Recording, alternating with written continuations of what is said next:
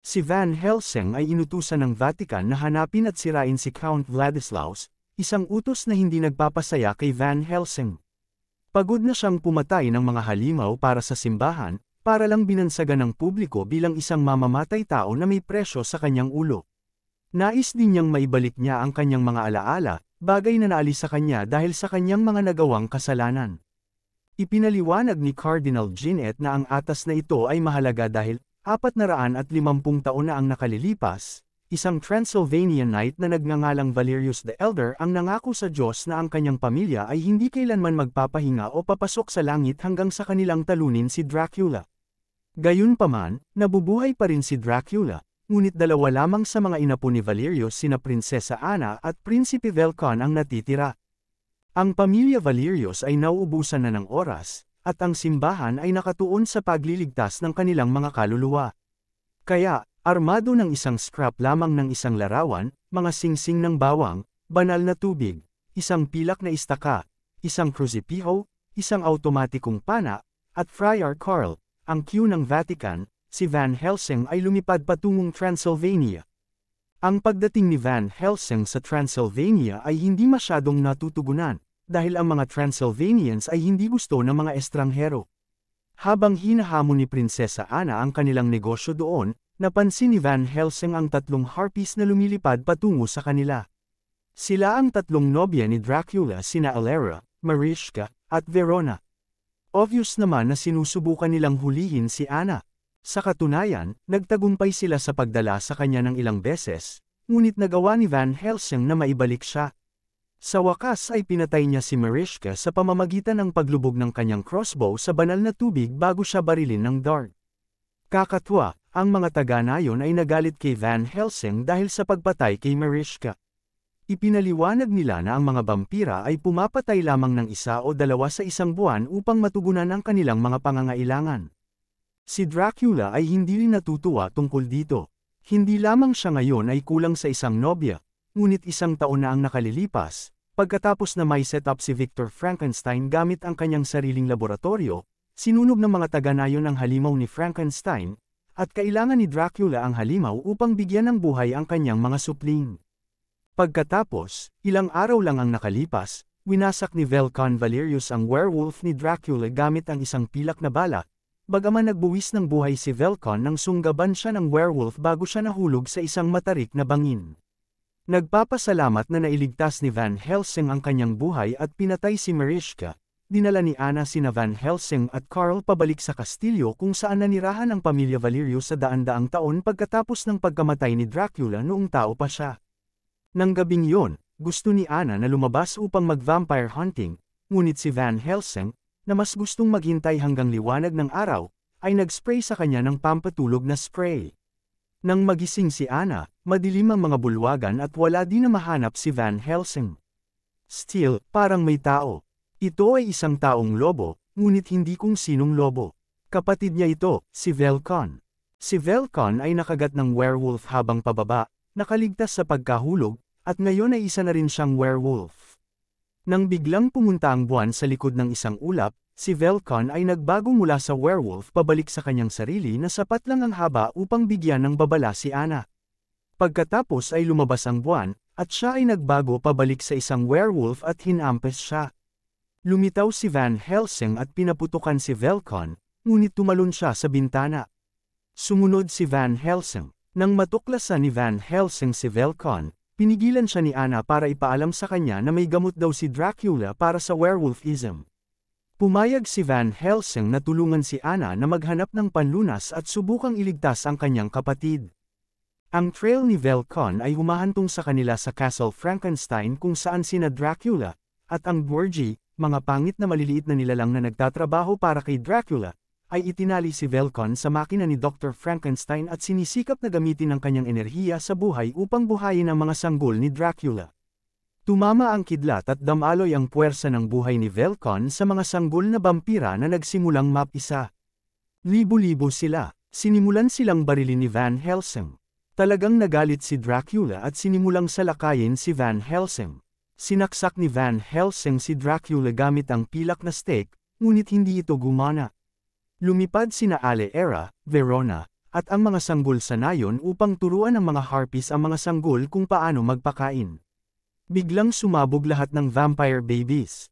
Hindi naging matagumpay ang reanimation. Inutusan ni Dracula si Velcon na patayin sina Van Helsing at Anna. Sa kanilang pagtakas mula sa Castle Frankenstein, nahulog sina Anna at Van Helsing sa isang kuweba sa ilalim ng lupa kung saan nagtatago ang halimaw na Frankenstein. Binaril siya ni Van Helsing ng tranquilizer dart ngunit tumanggi siyang patayin dahil naramdaman niyang hindi masama ang halimaw. Bago siya nawala ng malay, ipinaliwanag ng halimaw na siya ang susi sa pagsasaliksik ni Dracula, na siya ang isang bagay na kailangan ni Dracula upang bigyang buhay ang kanyang mga supling. Kahit na namatay ang mga huling hatchlings, si Dracula ay may libu-libo pang naghihintay ng kapanganakan, sabi niya. Bigla nilang napansin na pinapanood sila ni Velcon. Alam na malapit nang malaman ni Dracula ang kanilang kinaroroonan, sinubukan ni Van Helsing na dalhin ang halimaw na Frankenstein pabalik sa Roma para sa proteksyon, ngunit inatake sila ni Verona, Aleera, at Velcon. Sinira ni Van Helsing si Verona at tinamaan ng pilak na bala si Velcon, na kalaunan ay namatay sa mga bisig ni Anna. Sa kasamaang palad, nagawa rin ni Velcon na kagatin si Van Helsing. Binuhat ni Aleera si Anna at inilipad siya pabalik kay Dracula habang sina Van Helsing, Carl, at ang halimaw ay pilit na pinalakad. Nagkita silang muli ni Aleera sa Budapest. Inaanyayahan niya sila sa isang Halloween masquerade ball kung saan maaari nilang ipagpalit ang halimaw para kay Anna. Pinatahimik ni Van Helsing ang halimaw at ikinulong siya sa isang simbahan habang sila ni Carl ay pumunta sa ball. Sa ball, habang sinasayaw ni Dracula si Anna, sinubukan niyang kausapin itong maging kanyang nobya, ngunit wala si Anna. Iniligtas ni Van Helsing si Anna, ngunit napigilan ang kanilang pagtakas ng matagumpay na dinala ni Igor ang halimaw na Frankenstein. Lahat ng nasa bola ay naging mga vampira at hinahabol sina Van Helsing, Carl, at Anna, na pinipilit silang tumalon sa bintana. Sa oras na bumalik sina Van Helsing, Anna, at Carl sa Transylvania, nakaalis na si Dracula sa Castle Frankenstein at lumipat sa walang nakakaalam kung saan. Pumunta sila sa silid-aklatan kung saan nagsagawa ng kaunting pananaliksik si Carl at natuklasan na si Dracula ay talagang anak ni Valerius the Elder. Nagsimula ang buong problema noong pinatay si Dracula noong 1462 ng kaliwang kamay ng Diyos. Nang siya ay namatay, si Dracula ay nakipagtipan sa dyablo at binigyan ng bagong buhay na maaari lamang mapanatili sa pamamagitan ng pag-inom ng dugo. Noon si Valerius the Elder ay pumunta sa Roma at ipinagkaloob ang karapatan ng kanyang pamilya na makapasok sa langit hanggang sa mapatay niya si Dracula. Dahil si Dracula ay anak niya, gayunpaman, hindi siya nagawang patayin ni Valerius, kaya pinalayas niya siya sa isang nagyayelong kuta sa pamamagitan ng isang pinto na walang paraan ng pagtakas, hanggang sa nagbigay ng mga pakpak ang dyablo kay Dracula. Kaya nasaan ang pintong ito? Inihayag ni Anna na ang kanyang ama ay gumugol ng maraming oras sa pagtitig sa isang partikular na larawan. Marahil ang larawang yon ang may hawak ng susi ng pinto. Sa pintuan ay isang inskripsyon sa Latin na sinubukang basahin ni Carl ngunit hindi niya natapos dahil may nawawalang piraso. Naalala ni Van Helsing ang scrap ng larawan na ibinigay sa kanya ni Cardinal Ginette bago siya umalis sa Roma. Oo naman, kasya ito. Kapag binasa nila ng malakas ang inskripsyon, ang larawan ay nagbabago sa isang salamin na nagpapahintulot sa kanila na lumakad sa manyebe na kuta na siyang tunay na kastilyo ni Dracula. Pumasok sila sa isang mahabang pasilyo kung saan ang kisame at dingding ay nakalinya ng mga pod na naglalaman ng mga supling ng vampira na naghihintay na maging animated. Nakikita rin nila ang halimaw na Frankenstein na nakakulong sa isang bloke ng yelo na ang ulo lang ang nakalabas. Nakita ng halimaw si Van Helsing at sinabi sa kanya na si Dracula ay may lunas para sa werewolfism. Nagtataka si Van Helsing kung bakit magkakaroon ng antidote si Dracula. Naalala ni Carl na nakakita siya ng isa pang painting na nagpapakita ng isang taong lobo na pumapatay ng isang vampira. Ngayon ang lahat ay nagiging malinaw. Isang werewolf lang ang makakapatay kay Dracula, at si Van Helsing ay nakatakdang maging isa ngayong gabi sa pagsapit ng hating gabi. Ang plano ay hayaan si Van Helsing na magbago at patayin si Dracula, at pagkatapos ay may iniksyon siya ni Anna at Carl ng antidote sa huling minuto. Habang hinahanap ni Van Helsing si Dracula, pinilit ni Anna at Carl si Igor na akayin sila sa antidote. Ipinakita sa kanila ni Igor ang isang siring na nakaimbak sa isang garapon ng malapot na likido.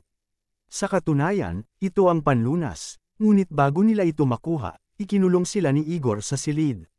Biglang sumulpot si Aleera, inihagis ni Ana ang garapon sa kanya. Bumagsak ito sa sahig, at nasunog ang mukha ni Aleera dahil sa tilamsik. Inihagis ni Ana ang mas maraming likido sa mga bar sa pinto, at tinutunaw nito ang mga ito. Habang pinananatiling abala ni Ana si Aleera, kinuha ni Carl ang antidote at hinanap si Van Helsing. Natuklasan ni Van Helsing ang laboratorio ni Dracula. Ang halimaw na Frankenstein ay itinaas sa bubong, at sinusubukan ni Dracula na ibuhos ang kanyang buhay sa kanyang mga sanggol. Pumunta si Van Helsing sa bubong, ngunit bago pa man mapalaya ang halimaw, kumidlat ang kidlat at ipinadala ang kanyang life force pababa sa nursery ng sanggol. Nagsisimulang magising ang mga sanggol na vampira, tulad ng paglaya ng Frankenstein monster, nagbago si Dracula sa isang paniki at inatake si Van Helsing. Ang halimaw ay tinamaan muli ng isang kidlat na nagpapalipad sa kanya sa gilid ng bubong. Pagbaba niya, nakuha niya ang isang cable at napatumba si Igor sa tulay kung saan niya hinahabol si Carl gamit ang isang tungkod ng baka. Ang halimaw ay dumaan sa isang bintana patungo sa silid kung saan nag-aaway sina Ana at Aleera. Habang hinahawakan ng halimaw si Aleera, ginamit ni Ana ang cable para bumalik sa laboratorio. Sa daan, inihagis sa kanya ni Carl ang panlunas.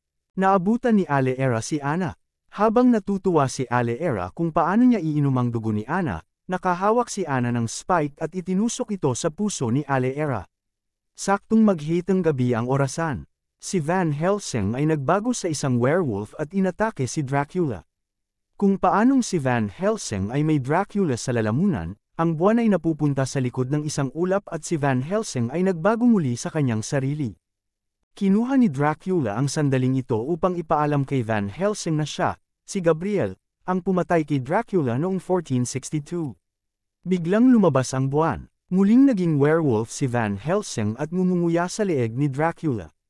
Si Dracula ay naging alikabok tulad ng lahat ng kanyang mga sanggol na vampira. Kapag nawasak si Dracula, ang lahat ng kanyang mga nilikha ay nawasak din. Sa sandaling yon, tumakbo si Ana sa silid na may dalang panlunas. Tumalon si Van Helsing sa kanya. Dumating din si Carl at binuksan ang pilak na istaka, handa na itong ihulog sa Van Helsing. Ngunit matagumpay si Ana. Siya ay nag-inject ng antidote kay Van Helsing bago siya namatay, at si Van Helsing ay bumabalik sa kanyang sarili. Sina Van Helsing at Carl ay nagdaos ng cremation para kay Ana sa dagat. Ang halimaw ay umalis sa pamamagitan ng bolsa, at nakita ni Helsing ang espiritu ni Ana na muling nagsasama sa kanyang pamilya sa langit. Sina Van Helsing at Carl ay sabay na sumakay sa paglubog ng araw. Maraming salamat sa inyong pakikinig. Please click like and subscribe.